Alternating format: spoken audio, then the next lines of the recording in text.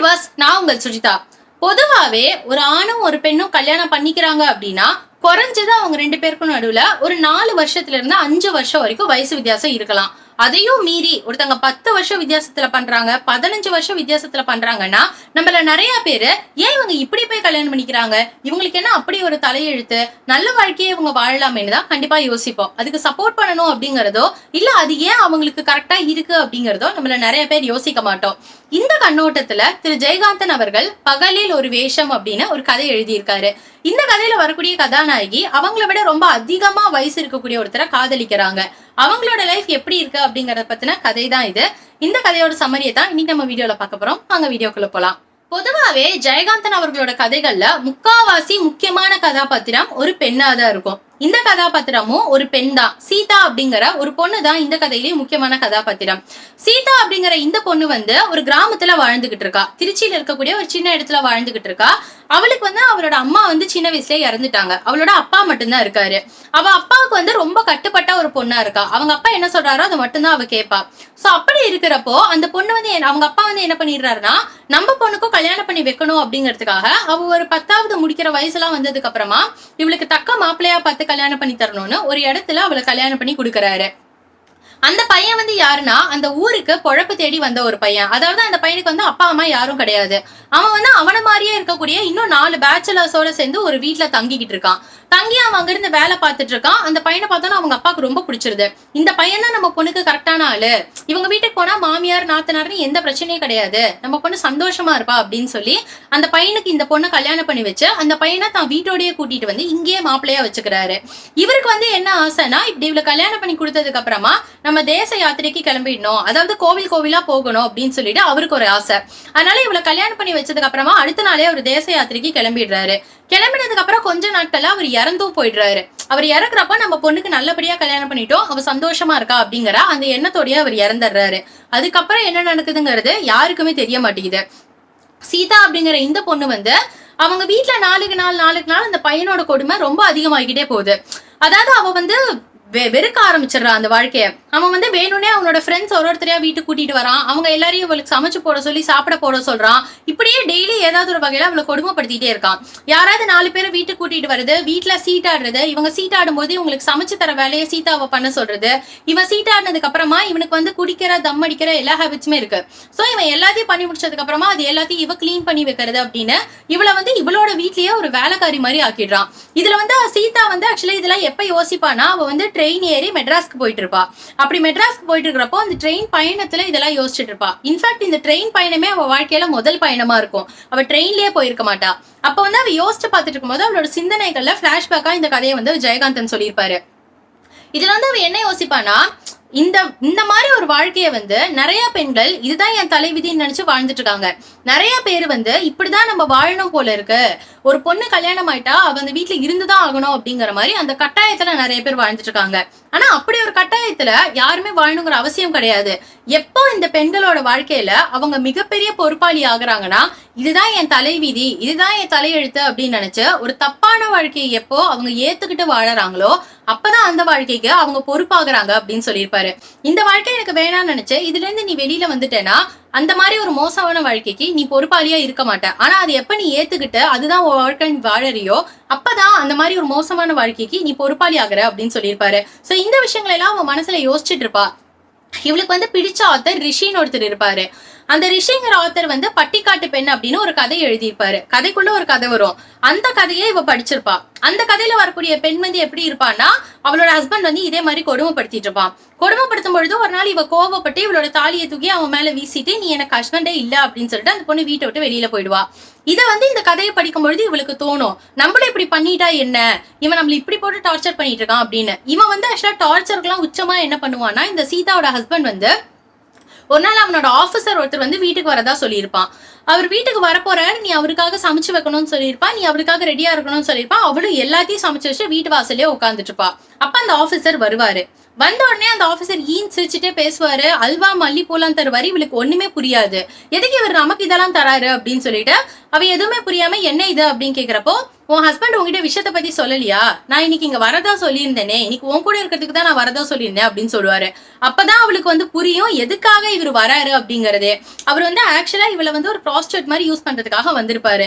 இதை வந்து நம்ம ஹஸ்பண்டே நம்மளுக்கு பண்றாங்கிறப்போ அவளுக்கு இன்னும் ரொம்ப கஷ்டமா இருக்கும். இந்த ஒரு சம்பவத்துக்கு அப்புறம் அவ டிசைட் பண்ணிடுவா இவன் கூட வாழறதே வேஸ்ட் அப்படின்னு. இதுக்கப்புறமா தான் அவன் கிட்ட வந்து அவன் கொடுத்திருந்த அந்த தாலியை வந்து திருப்பி தூக்கி போட்டுட்டு நான் வீட்டை விட்டு வெளியே போறேன் அப்படின்னு சொல்லிட்டு வந்துருவா. அவன் வந்து ஒரு 2 நாளைக்கு என்ன பண்ணிட்டு இருந்திருப்பானா, இவ கோவமா இருக்கிற மாதிரியும் அவதான் வந்து சமாதானப்படுத்தணும் அப்படிங்கிற மாதிரியும் 2 நாள் அவன் கோவமா நடந்துட்டு இருப்பான்.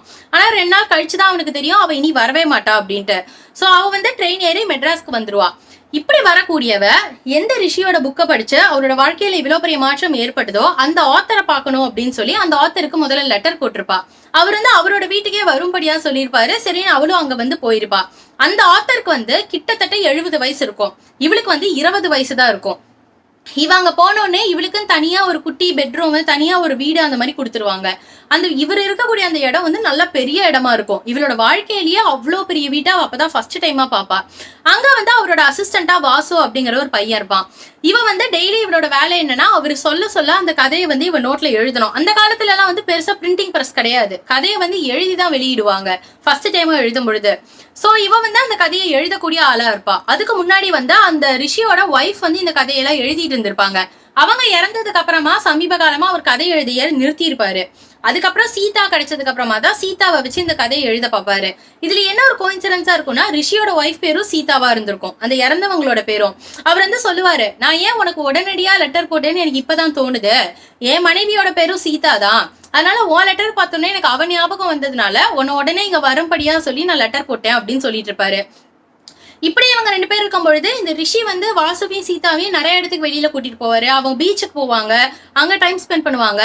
அவர் வயசுல பெரியவர், ஒரு மிகப்பெரிய எழுத்தாளர் அப்படிங்கறதெல்லாம் தாண்டி ரொம்ப சாதாரணமா நடந்துப்பாரு. ரொம்ப கேஷுவலா இருப்பாரு அவங்க 2 பேர்ட்டையும். வாசு வந்து தான் பையன் மாதிரி அவர் பாத்துப்பாரு. சோ அப்படி இருக்கனால சீதாக்கு வந்து அவரை ரொம்ப பிடிச்சிரும். கொஞ்ச நாள் ஆக ஆக ஆக சீதா வந்து அவர் விரும்ப ஆரம்பிச்சிருவா. அப்ப வந்து ஒரு நைட் அவர் வந்து சொல்லிட்டு இருப்பாரு. அவ வந்து காதல் பத்தி கேட்கும் பொழுது அவளோட வந்து வேர்ஸ்டான அனுபவத்தினால அவ காதலே வெறுக்கக்கூடிய ஒரு விஷயம்னு சொல்லியிருப்பா. அப்புறம் தான் வந்து அவ சொல்லுவா, இந்த மாதிரி எனக்கு ஒரு பாஸ்ட் இருக்கு, இந்த மோசமான சம்பவத்தினாலதான் நான் மெட்ராஸ்க்கு வந்தேன் அப்படின்னு சொல்லுவா. அவரும் அதை கேட்டு அவன் மேல பரிதாபப்படுவாரு. ஆனா அவர் அப்ப வந்து சொல்லுவாரு, எப்ப உன்னோட கடந்த காலத்துல இருந்து நீ வெளியில வந்து இன்னொரு வாழ்க்கையை ஏத்துக்க ரெடியா இருக்கியோ அப்பதான் உண்மையான காதல் நீ வாழ்க்கையில பார்க்க முடியும். அது வரைக்கும் காதல்ங்கிறது ஒரு தப்பான விஷயம்னு தான் நீ நினைச்சிட்டு இருப்ப அப்படின்னு சொல்லுவாரு. இதே மாதிரி வாசுவுக்கும் வந்து ஒரு மோஸ்டான எக்ஸ்பீரியன்ஸ் இருக்கும். அவன் வந்து என்ன பண்ணிருப்பான்னா, ஏற்கனவே தப்பான தொழில இருந்த ஒரு பொண்ணை வந்து திருத்தி கல்யாணம் பண்ணி கூட்டிட்டு வந்துருவான். ஆனா வந்ததுக்கு அப்புறம் என்ன ஆயிடும்னா, அந்த பொண்ணு வந்து திருப்பி அவளோட இடத்துக்கே ஓடி போயிடுவா இவன்ட்ட சொல்லாம. சோ அவனோட லைஃப்ல அந்த மோசமான எக்ஸ்பீரியன்ஸ் இருந்ததுனால அவனும் வந்து இந்த காதல்ங்கிறதே தப்பான ஒரு விஷயம், இதெல்லாம் முட்டாள்தனம் அப்படின்னு நினைச்சிட்டு இருப்பான். ஆனா அவனும் கொஞ்சம் கொஞ்சமா இவங்களோட பேச்செல்லாம் கேட்டு கேட்டு மாறிக்கிட்டே இருப்பான். இப்படி இருக்கும் பொழுது ஒரு நாள் அந்த ரிஷி, அந்த எழுத்தாளரும் சீதாவும் உட்காந்து நைட் அவங்களோட கார்டன்ல பேசிக்கிட்டு இருப்பாங்க. பேசிக்கிட்டு இருக்கிறப்போ அவர் வந்து சொல்லுவாரு, இந்த உலகத்திலேயே காதல்ங்கிறது புனிதமான ஒரு விஷயம். அத வந்து நீ உன்னோட அனுபவத்தினால நீ தப்பா நினைச்சுக்கிட்டு இருக்க. ஆனா கண்டிப்பா உன் வாழ்க்கையிலயும் அப்படி ஒரு நல்ல காதல் வரும் அப்படின்னு. அப்ப வந்து சீதா மனசுல நினைப்பா, எனக்கு அப்பேற்பட்ட ஒரு காதல் வரதா இருந்தா அது இவர் மேல மட்டும்தான் வர முடியும் அப்படின்னு அவன் நினைச்சிட்டே அவரை பாப்பா. அந்த மொமெண்ட் அவரும் அதே விஷயத்த யோசிப்பாரு. ஏன்னா அவரோட மைண்ட்லயே ரொம்ப நாளா இந்த ஒரு எண்ணம் இருந்துட்டே இருந்திருக்கும். கிட்டத்தட்ட 20 வயசு இருக்கக்கூடிய ஒரு பொண்ணு, 70 வயசு இருக்கக்கூடிய ஒரு ஆள், இவங்க வந்து காதலிப்பாங்க.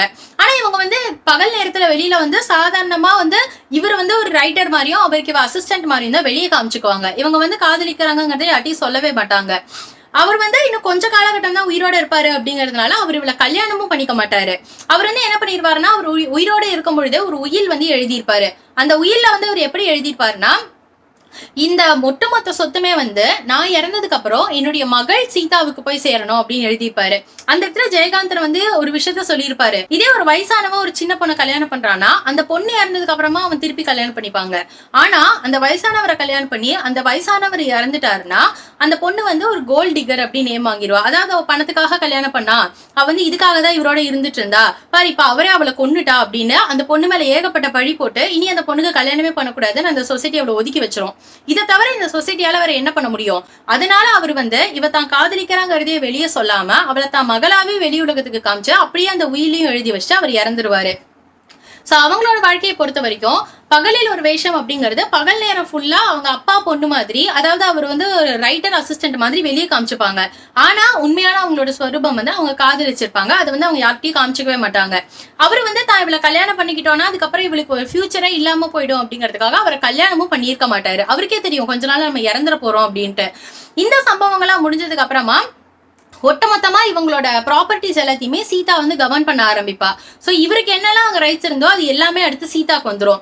வெளி உலகமே என்ன நினைக்கும்னா அவர் சீதாவை தான் மகள் மாதிரி வளர்த்திருக்காரு, அதனால அவருக்கு அப்புறம் எல்லாமே அவ பாத்துக்கிறா அப்படின்னு நினைப்பாங்க. ஆனா அவளுக்கு மட்டும்தான் தெரியும் அவர் வந்து கல்யாணம் பண்ணாத அவருடைய மனைவியா நம்ம அவரோட மனசுல இருந்திருக்கோம் அப்படின்னு. சோ அவ வந்து அந்த வாசுங்கிற பையன் வந்து கொஞ்ச காலகட்டத்துக்கு அப்புறம் அவனுக்கு சீதாவை ரொம்ப பிடிச்சிரும். அவன் வந்து சீதா கிட்ட தான் காதலிக்கிறதா சொல்லுவான்.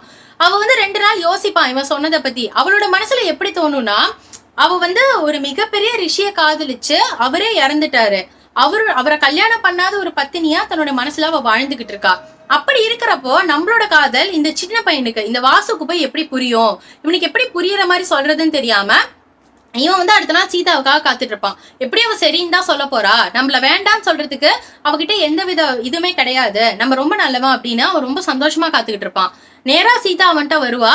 நம்ம 2 பேரும் நண்பர்களாவே இருக்கலாம், இந்த காதல் அப்படிங்கிற விஷயம் என்ன பொறுத்த வரைக்கும் இனி யாரோடையும் ஒத்து வராது, என்னோட வாழ்க்கையில இனி எல்லாமே நான் இங்க இருக்க போற இவருடைய ஞாபகத்திலேயே நான் வாழற வாழ்க்கை தான் அப்படின்னு சொல்லிட்டு அவங்க இருந்து கிளம்பி போயிடுவா.